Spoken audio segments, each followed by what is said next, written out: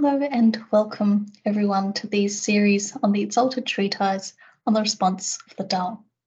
Today we'll be exploring this sentence in the Exalted Treatise which states, view a person's gain as one's gain, view a person's loss as one's loss. Now clearly the two key words here are gain and loss. When we think of a gain, we automatically think of a monetary gain, property, etc. But actually, there are also intangible gains. For example, the idea of fame, achieving a sense of fame, being favoured by others, career success, and even on a more sort of day-to-day level, the gains that can be had with having delicious food, fine clothes, good music, and luxury items, etc. So these can all be considered gains. You can also call them advantages. On another level, this gain can also be in relation to our cultivation. So when we are trying to improve ourselves, from the Confucian point of view, there are different levels of cultivation. And in previous lectures, we've spoken about an exemplary person, in Chinese, Junzi. The next level is that of a worthy, Xianren, and then the ultimate Confucian achievement, H, in Chinese, Shengren. And so in some ways, this idea of gain is also related to one's gains in cultivation. So you can see that the scope of this particular keyword, gain, is quite extensive. When we talk about a loss, really that's a loss of all of the above. So it could be being made redundant in work, not achieving the academic results that you hoped for, having damage to one's reputation, etc. So all of these would be loss. I guess before really exploring this particular passage, the main thing we have to understand first is, well, how exactly do these gains and losses come about? Just stop presenting here.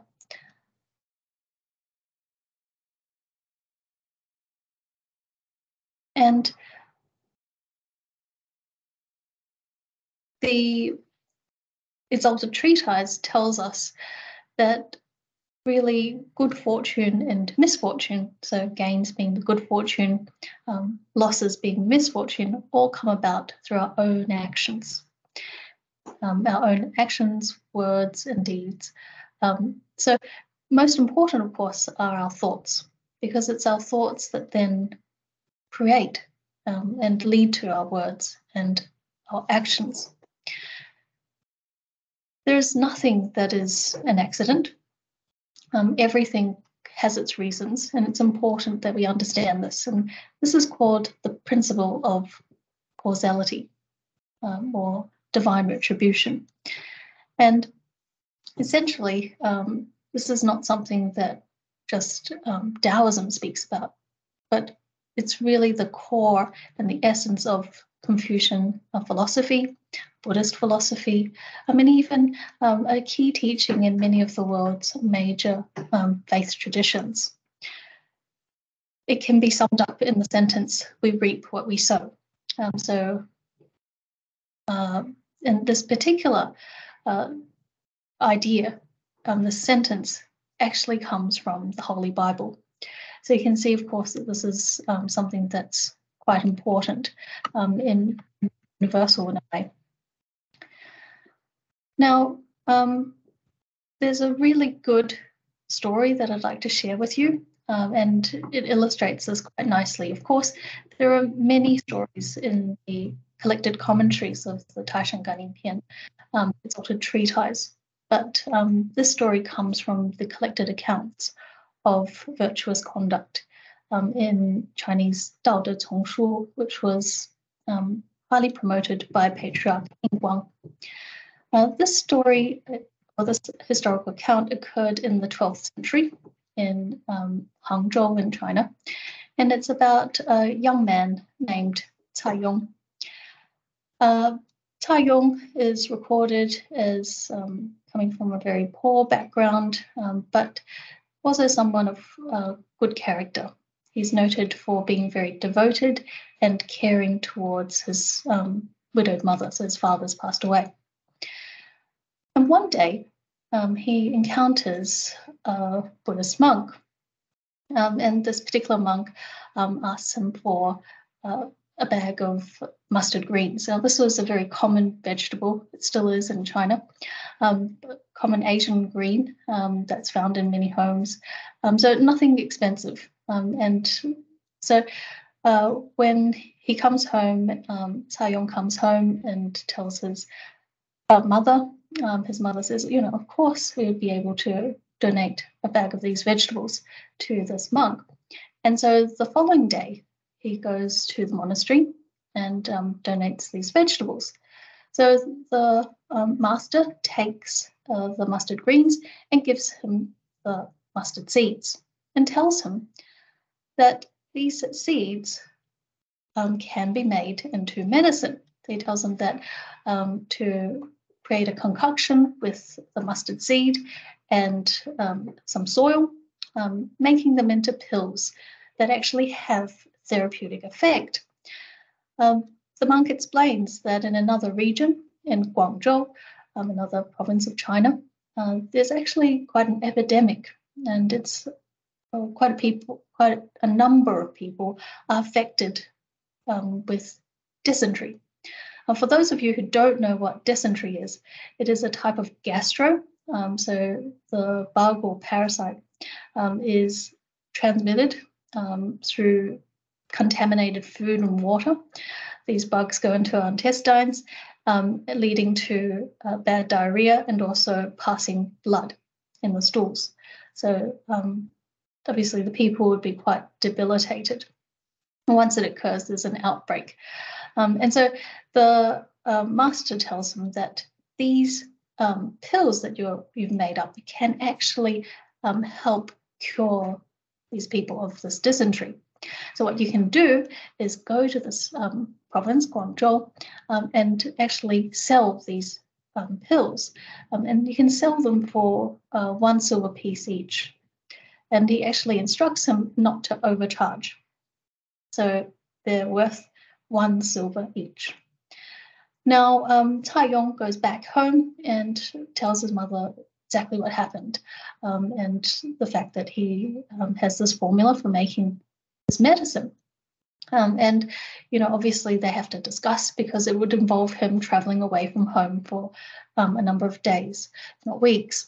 And so his mother says, well, this master wouldn't lie to us. Why not, give it a try? And so he does. And when he gets to Guangzhou, he finds out that it is exactly as the master had said, that there is this epidemic. He's not sure whether these pills might actually work, but people do. Some people do buy the pills and they recover from this illness.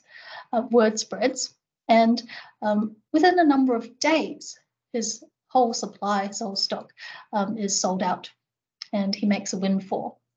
So he's very happy. He returns home, and on the way runs into a friend. Now, this friend hears about his get-rich-quick scheme and also wants to be involved.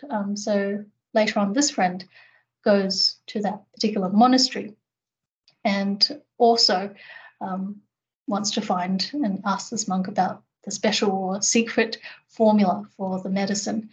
But to his surprise, the master replies that it's not possible for him. It's only possible for Cai Yong. Why? Well, the master then explains that his friend Cai Yong was someone who actually cultivated the affinities with these people in a former lifetime. He sort of accumulated these merits. Now, it's not the details are not exactly clear, but the master said that Cai Yong in his previous lifetime was able to be very happy in sort of providing tea and water. It's likely that these people were travelers, and he was able to give, help them, provide them with a drink in their time of need. And so and because of that, these people, in fact, sort of owed him a debt of gratitude. And it's these people who are in Guangzhou at this particular time who have been affected by this dysentery. And because of his affinities with them, they, subconsciously, felt that they needed to buy this from him as opposed to another doctor. They were able to trust him and then recovered from their illness after taking this medication. So this was something that Cai Yong had done in his former life in terms of creating these affinities. But this was not in the former life of this particular friend. He had not accumulated these merits, and therefore, try as he might, if he was to sell some medicines, this would not be possible for him. The medicines wouldn't work, or he'd be considered a fraud, etc. So from this, of course, we can see that the very principle of causality in effect, everything has its reasons, and everything from a person's good fortune, their income, who they meet, what happens to them, all comes about because of their former actions, whether it's in this lifetime or perhaps.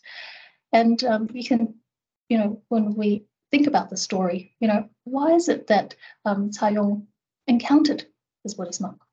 Well, it said that he had this good character. He was very devoted to his looking after his mother.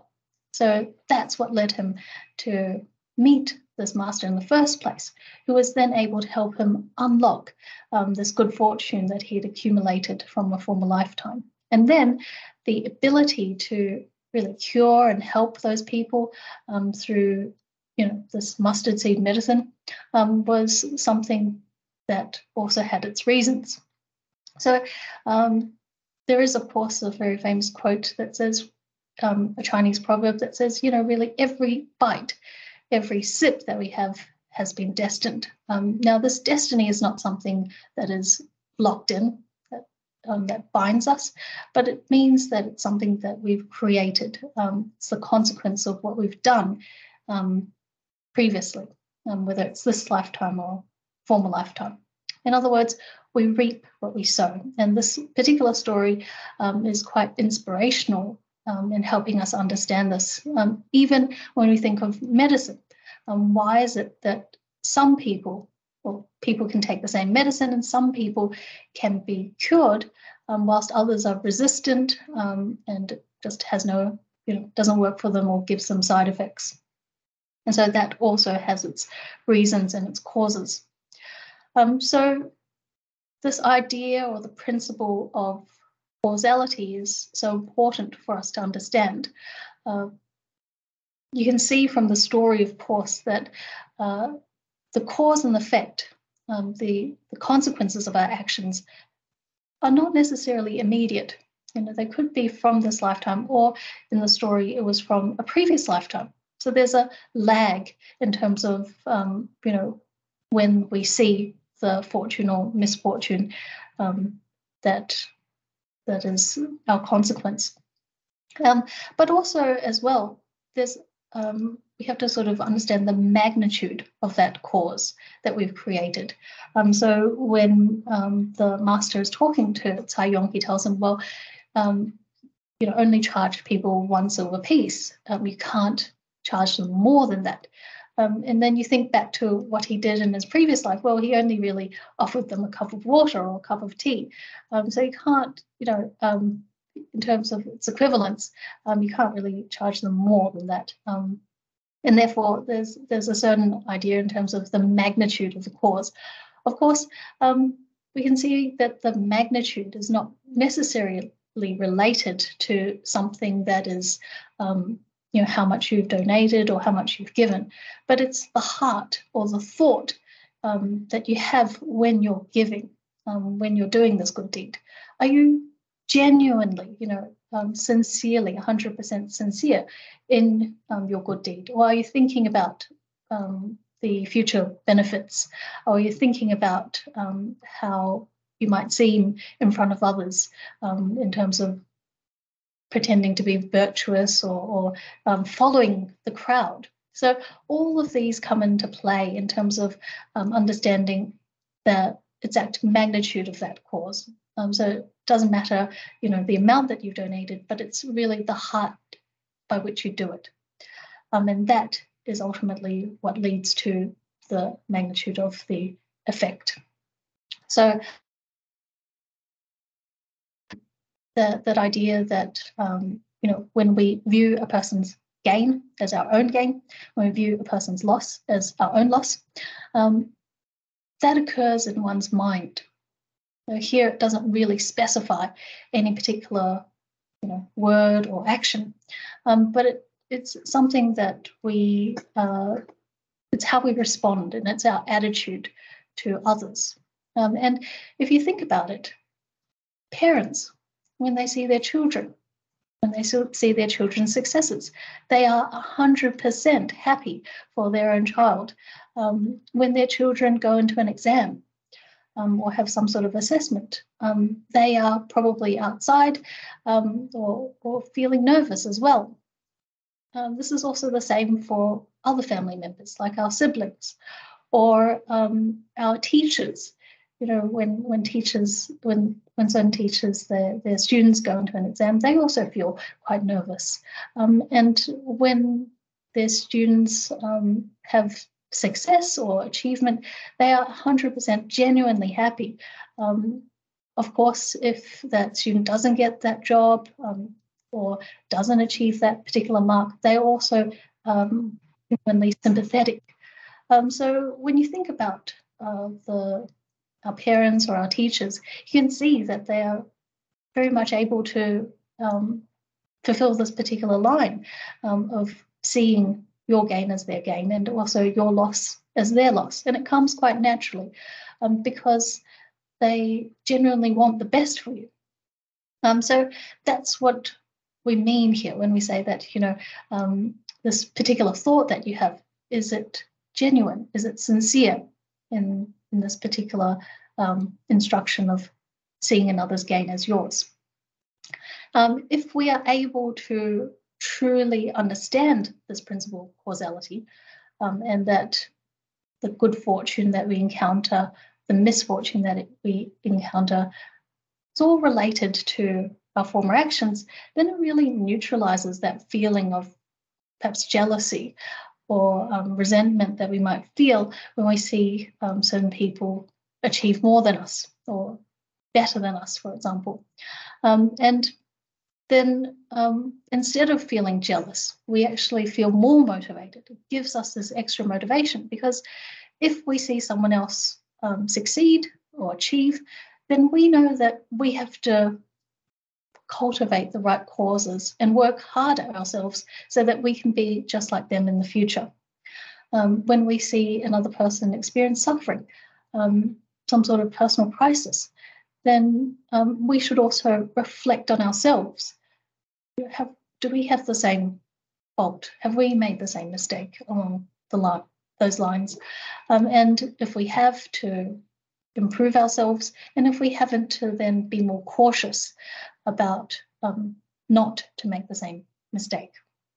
So, regardless of what happens to others, whether they have gains or losses, we ourselves become more motivated, and we can draw lessons from their actions and their circumstances. Now, this idea, of course, seems quite simple, in a way intuitive, because it's how we empathize with others. But, and what I've said just now about how we understand this principle of causality, it helps us, of course, be more accepting of our circumstances.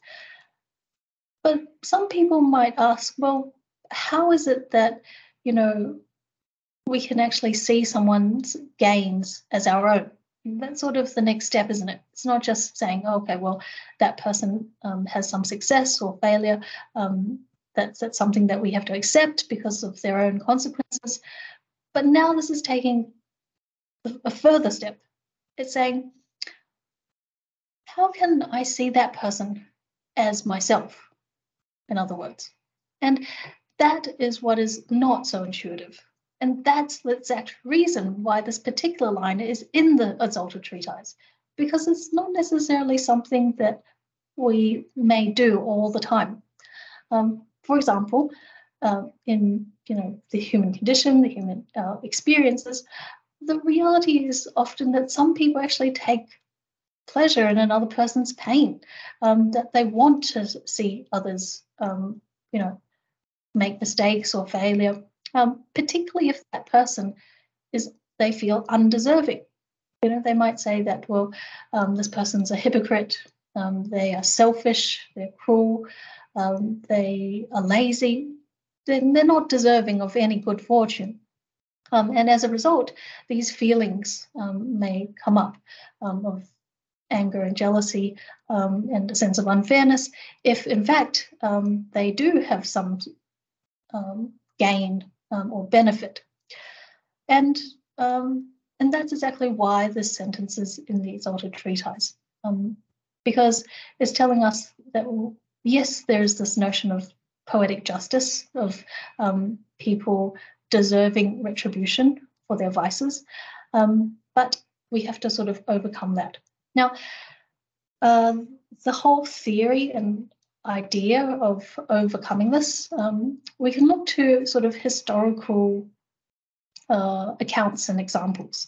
First of all, draw your attention to some of the very notable sort of incompetent rulers in Chinese history. There's the very famous King Jie of the Xia dynasty. And he was known for being a tyrant. He led a very dissipated and decadent lifestyle, completely ignored governmental affairs, and really sort of siphoned taxes and valuables from all parts of the kingdom to fund his own indulgent lifestyle. For example, having a lake made up and filled with alcohol. So you can understand the kind of person that he was. Now, just share with you a quote that we find in one of the classics historical work. And it's actually from a speech of King Tang, who overthrows the Xia dynasty and this particular king. So this King Jie is the final ruler in the Xia dynasty. Here you can see that King Tang, when he's making a speech, he talks about the faults of this ruler. Says that he exhausts the strengths of his people, is quite oppressive, and as a result, the population have no feeling or no sense of respect or care for him. And it is said that he sort of feels that people can't topple him in any way, that he's the ruler by birthright, so the mandate of heaven, and he's untouchable. He's like the sun. He sort of likens himself to the. He says, "There's no way that I will ever perish." And as a result, the people are suffering so much that, as you can see here, they say, well, when will the sun expire? When will the sun perish? And because they know that obviously something like the sun is important for all life on Earth, if the sun perishes, then everything else does as well, then they would rather die than continue living. And so they say, well, if he is like the sun and he expires or passes away, then we are happy to go with him because we don't want him to live another day. So you can see clearly that this king's gains were not considered the gains of the people in any way. And in fact, the sort of idea of and this notion of people resenting him, this really reminds me of an early sentence in the treatise, so which tells us that because of one's misdeeds, not only is our lifespan deducted, but we will incur misfortunes such as poverty, depletion, encounter distress, troubles, and become generally despised. Okay, so this is something that sort of is naturally part of that idea of misfortune that occurs. And so, when a person when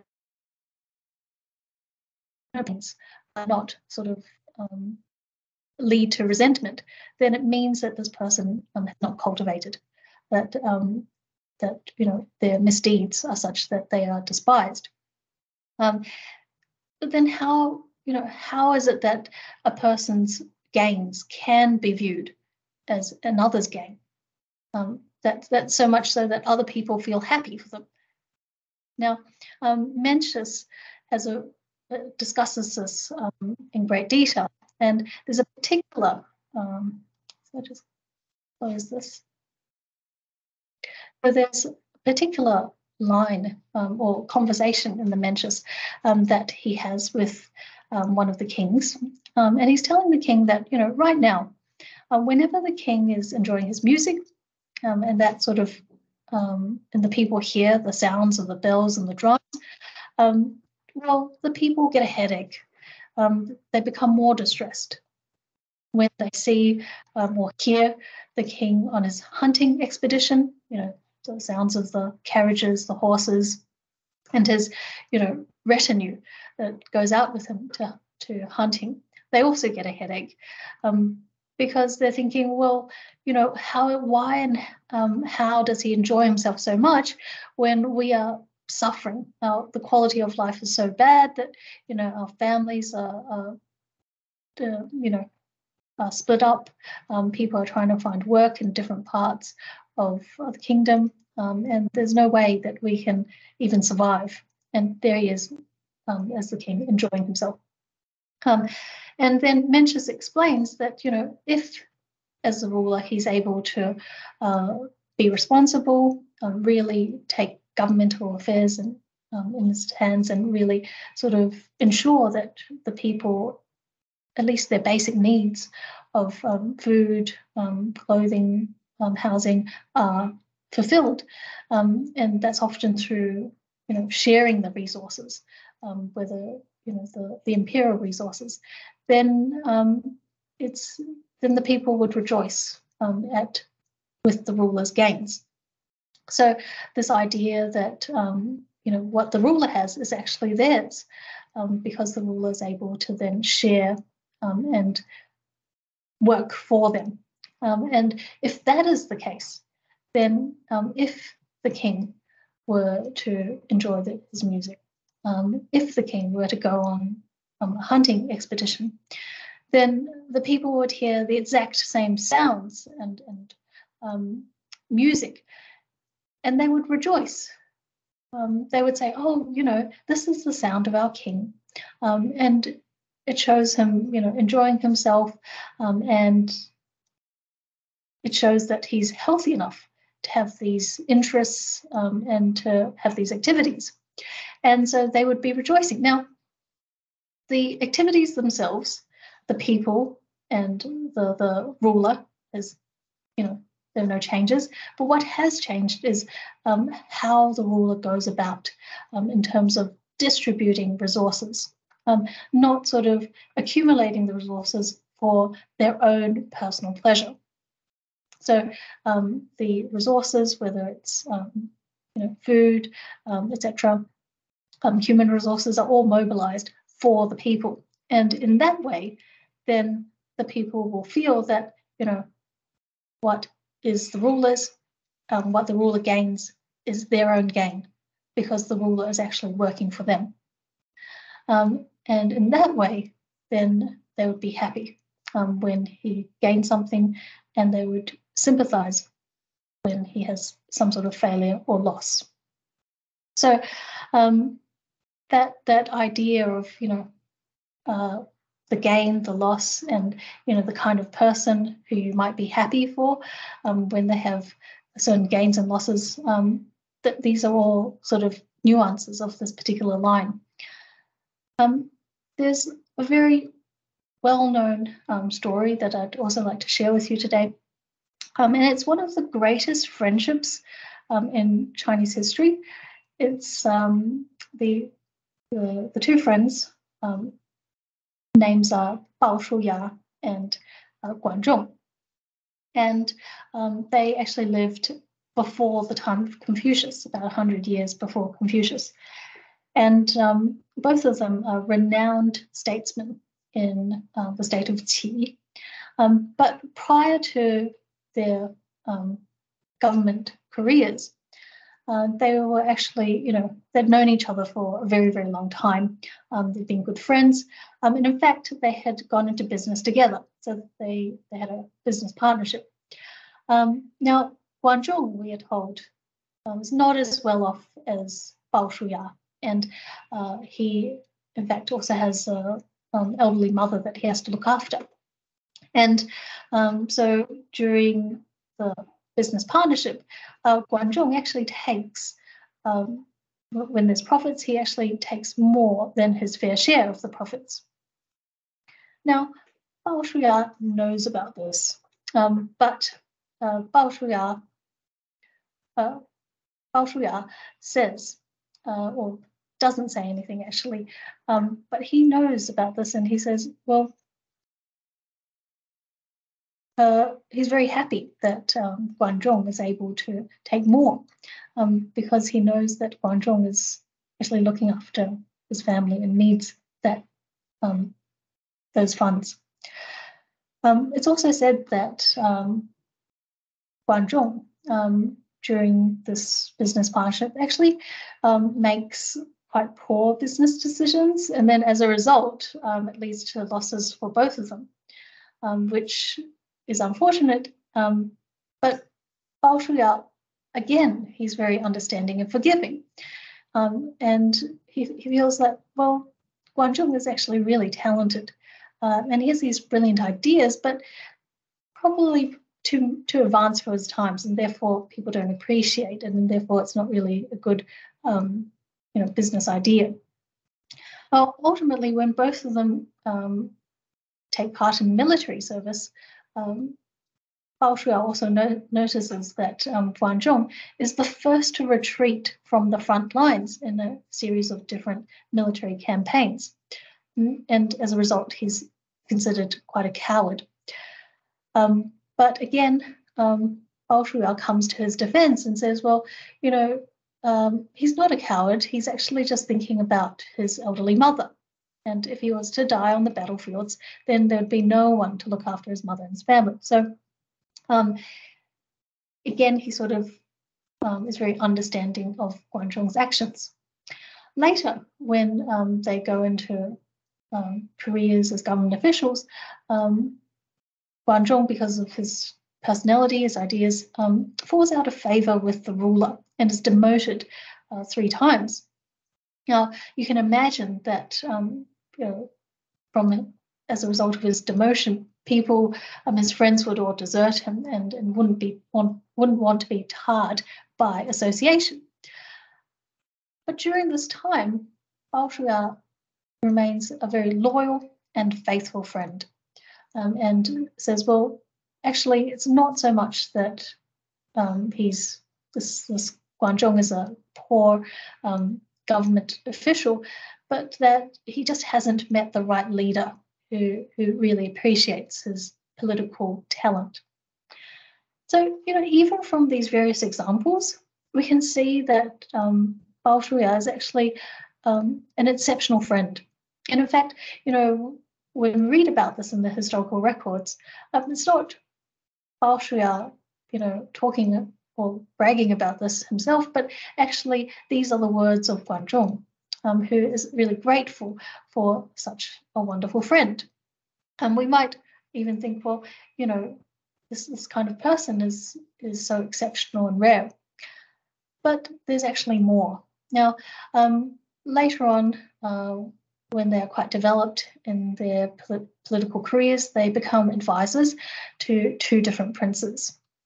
And like, you know, politics in those days has some similarities with the politics of today in the sense that there are political factions. And so both of these princes were actually rivals. Now, they were both sons of the Lord Si of the state of Qi. And when Lord Si passed away, he was succeeded by the heir, who's later known as Lord Xiang. Unfortunately, Lord Xiang is assassinated, you know, and he's assassinated by one of his brothers who seizes power. And as a result, the other brothers, the other princes, go into exile. Their lives are threatened and they have to flee. And as a result, the two friends are separated because the two princes go in different directions. The usurper ultimately is murdered himself, which then leaves a political vacuum in the state of Qi. And it means that there's a struggle for power. And whoever, comes back to the state first is able to then claim the leadership. So as a result, the two princes are arch enemies as they try to come back. And during this particular period of time, Guanzhong tries to assassinate the other prince, the prince who is being advised by his friend Bao Shuya. Now, this assassination attempt is almost successful. So Guanzhong tries to take aim at this prince. His name's Xiao Bai, and the arrow ultimately hits the belt buckle, and Xiao Bai is unharmed. But the prince pretends to be dead, and after Guanzhong leaves the site, he rushes back to the capital, and ultimately it is Prince Xiao Bai and ultimately Bao Shuya who are able to emerge victorious in this leadership competition. As a result, Guanzhong is political enemy number one. He is imprisoned and awaiting execution. His prince is murdered, and other sort of allies are also imprisoned. So at this point in time, Bao Shuya is promoted to the highest job in the state, the chancellorship, because he's provided really good advice, and this particular prince, who's later known as Lord Huan, really trusts him. But here we really see how Bao Shuya is that great friend. A friend in need is a friend indeed, and he actually puts everything on the line for his friend. He knows that Guanzhong is talented, is virtuous, and so what he does is that he's able to think about not himself but his friend, and he actually recommends Guanzhong for the top job. He recommends Guanzhong to be the chancellor in his place. Now, can you imagine the almost how impossible this would be? Guanzhong is down and out. The most, you'd say, the worst situation he could be in. He's imprisoned, awaiting execution, and he just tried to assassinate the leader. So there's almost the odds are stacked against him.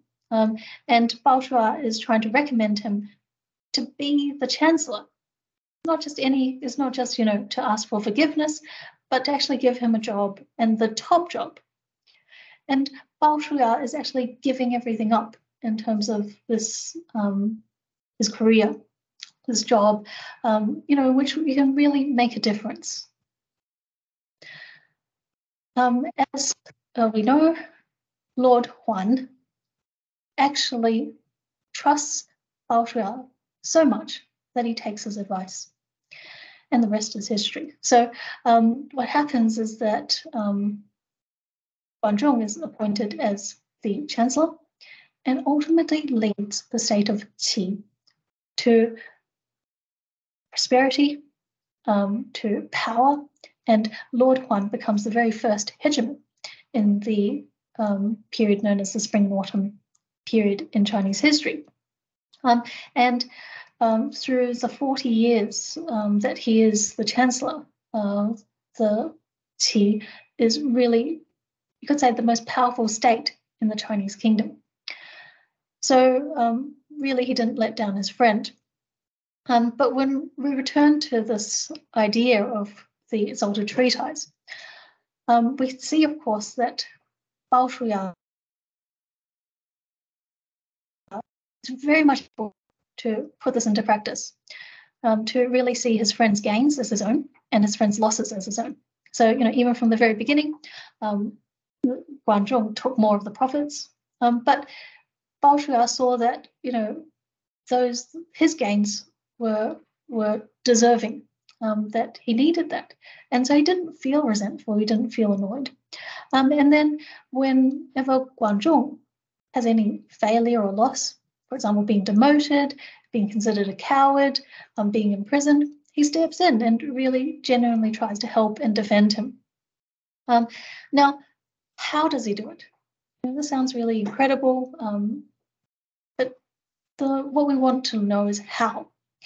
Well, there's a particular line in the historical records that tells us that Bao Shuya saw that his friend was really talented, and quite worthy. So, in other words, he sees the strengths of his friend and not his weaknesses. He's able to fully focus on the potential that Guanzhong has, even though, throughout the early part of his career, it's not very visible. For example, the fact that he's demoted. But he's able to fully focus on the strengths and completely has this complete confidence and belief in his friend. So that's really what helps him see through the gains, the losses, and to see his friend's gains as his own. Now, you might say, well, okay, that's something that is not easy to achieve, and therefore that's why Bao Shuya was very exceptional and he was praised by Confucius. But if we think about it from a different perspective, you'll realize that anyone can achieve this. And the different perspective is, well, Bao Shuya knew that this friend was virtuous and very talented. And he also knew that he himself did not have that particular political skill. So in other words, because he couldn't do it, he felt that he couldn't be the best chancellor, he knew that his friend could do it. And so he helped his friend achieve what he couldn't achieve. And by doing so, he knew that the state would benefit, that Lord Huan would be well advised, and as a result, the state would prosper and become powerful.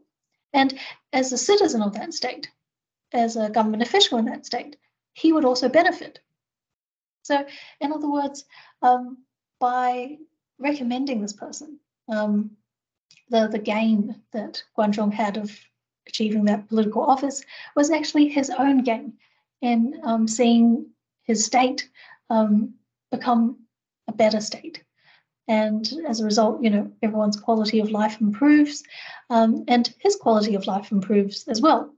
So this idea that,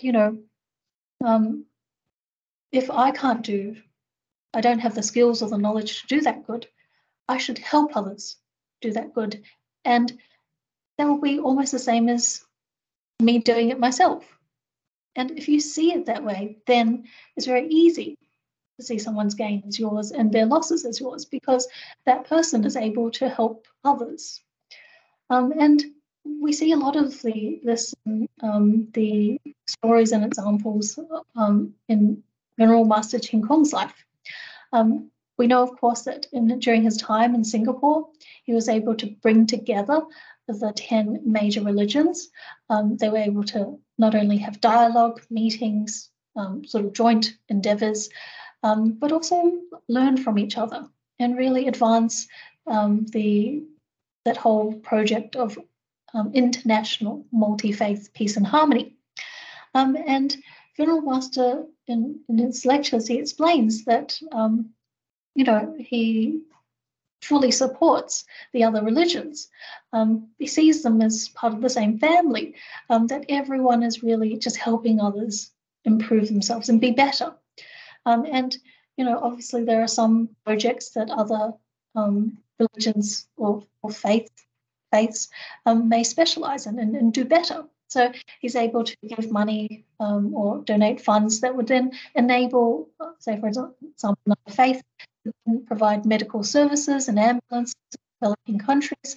And it's always as if he himself has provided that service and the ambulances in that country.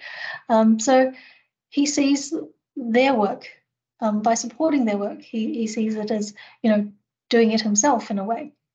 And by helping others do good, then really we're actually accumulating our own merits. So there's this, you could say, a sense of a mutual interdependency that we have, that if we realize that, well, our efforts are limited, but other people who have the skills and the knowledge, they should be helped and encouraged to do the things that I can't do. And if we can understand that, then that also helps us be genuine in seeing the gains of others as our own. Now, this idea of interdependency also comes about, is well illustrated in another story, which also takes place in the spring and autumn period. And this time it's not about individuals, it's about states. We know at that time there was a lot of warfare between the states, larger states trying to swallow up the smaller states. In this particular anecdote, the state of Jing wants to take over one of the smaller states. Just share you the map of China at this time. You can see the state of Jing here is a large state. And what they wanted to do was to seize the state of Guo down here, this particular arrow. However, in order to do that, they had to through the territory of Yu, this other arrow here. And obviously you can see that these are small states. So according to ritual etiquette and ritual law, they had to ask for permission in order to use the roads of another state. So they had to ask for permission from the state of Yu. And what they do is, they offer very lavish gifts, and they, talk about their great friendship with Yu and how really they're just borrowing a road. So the ruler of the state of Yu is very happy.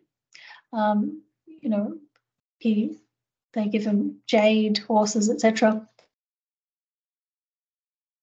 But, he didn't do anything. And of course, he'd give his permission. However, at this particular point in time, one of his senior ministers steps up to remonstrate and explains that he shouldn't give permission, because if the state of war, if he sells out his neighbor, then their position is also threatened. So you can see here that Guo is down the bottom. If this particular territory is taken over by Jing, then what's left is just Yu in the middle, isolated allies. And so the minister states that, Yu and Guo, the two states, are really interdependent on each other. They're dependent upon each other to survive. This strength in numbers. He uses this very famous phrase, which has now become a Chinese idiom, and literally means, in describing that relationship between the two states, uses this idea of the lips and the teeth. And he says, without the lips, the teeth feel the cold. And what that means is that, one doesn't survive without the other. So if war is taken over, because we're just on our own. And, the state of Jing could easily just come and seize control in our territory. Unfortunately, this falls on deaf ears because the ruler is so excited about the gifts. And ultimately, he actually gives permission to the state of Jing. The senior minister immediately tries to leave the state, packs up, takes his whole family, knowing full well that time is limited, and it's exactly as he predicts, that the state of Jing, after they cross through the road, take over the state of war quite easily. On their way back home, they launch a surprise attack on the state of Yu and also annex that territory as well, also quite easily. So as you can see, this idea of interdependency helps us understand and helps us think in the other person's shoes. So in this story, all of you are not able to empathize because he's got his own selfish interests, and he doesn't see his neighbor's losses as his own. And he gets his comeuppance because by allowing his neighbor to be invaded, he himself, his state, is also invaded.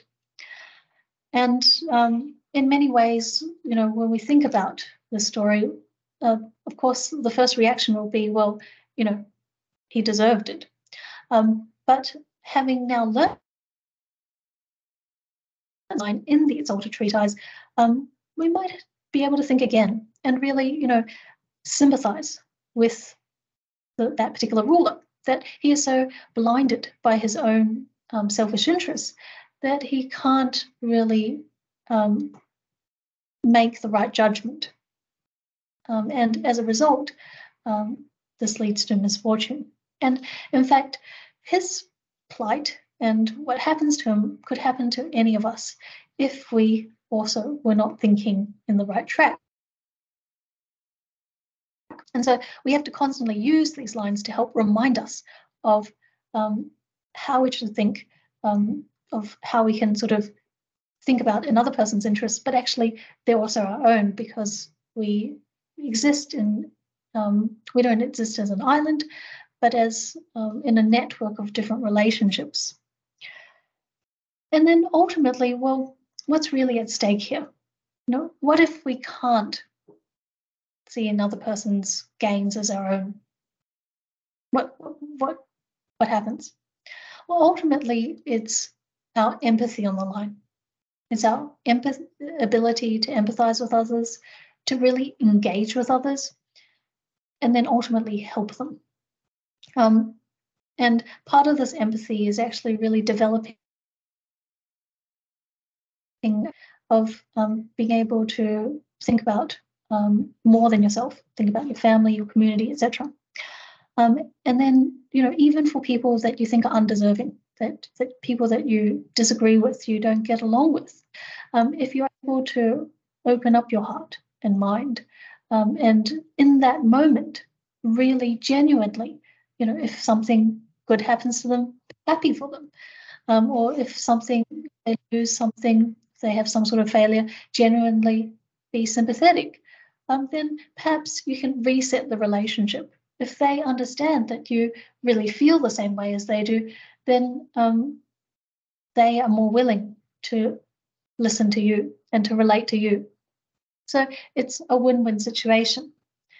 And ultimately, at the end of the day, this particular line about what can others gain as your own or their losses as your own, is not about the other person at all. It's not about judging whether they are deserving or undeserving. It's completely about our particular cultivation. That, if we're able to do this, then it is a virtue.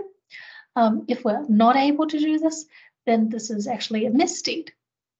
And if we are clear about that, about the cause and effect, about this idea of interdependency, about seeing the strengths of others, then that helps us. All of those ideas really help us in developing ourselves and cultivating ourselves, so that we can be more empathetic, and relate to others on a deeper level. So I'd like to end our exploration of this line here today. I want to remind you that next week, because of the Art of Living seminars that the Academy of Sinology are holding, its Altered Treatise lecture will be postponed. And also because the following week after that is the Chinese New Year, the lectures for the series will resume on the 29th of January. So Sunday, 29th of January. So Kelly and I, for the upcoming Lunar New Year, we wish you all the best happiness, and we look forward to seeing you again on the 29th of January. Thank you very much.